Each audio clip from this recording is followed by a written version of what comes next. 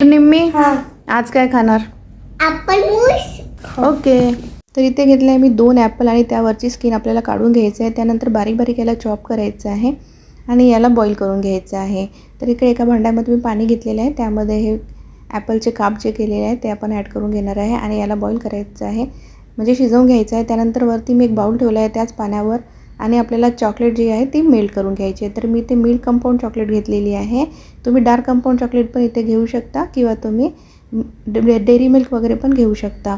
तर अशा प्रकारे आपली चॉकलेट पण मेल्ट झालेली आहे आणि आपले ॲपल पण आता शिजलेले आहे. तर आपण एकदा चेक करून घेऊया. त्यानंतर यामधलं पाणी आपल्याला पूर्णपणे ड्रेन करून घ्यायचं आहे आणि थंड झाल्यानंतर आपल्याला याला ग्राइंड करणार आहे. तर मी दाखवली जी व्हिडिओमध्ये ती इथे चॉकलेट यूज केलेली आहे. तर आपण या ॲपलमध्ये आता पूर्ण चॉकलेट जी मेल्ट केलेली आहे ती इथे ॲड करून घेणार आहे आणि आपल्याला याला छान ग्राइंड करून घ्यायचं आहे. तर ॲपल पूर्ण ग्राइंड होईपर्यंत आपल्याला याला फाईन असं ग्राइंड करून घ्यायचं आहे. तर अशा प्रकारे आता आपलं ॲपल चॉकलेट मूसचं बॅटर रेडी आहे. त्यानंतर आपल्याला इथे एका बाउलमध्ये किंवा एअरटाईट कंटेनरमध्ये याला सेट करायला ठेवायचं आहे. यावर मी थोडंसं कोको पावडर पण स्प्रिंकल करून घेतलेलं आहे.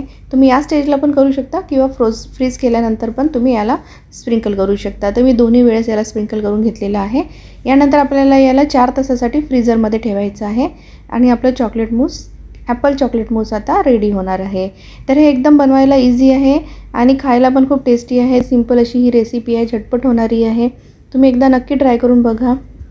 तर इथे आपली आईस्क्रीम आता फ्रीज झालेली आहे. तर 4 तासानंतर आपण इथे बघणार आहे. यावर परत मी कोको पावडर स्प्रिंकल करून घेतलेलं आहे, त्यामुळे खूप छान टेस्ट येतो.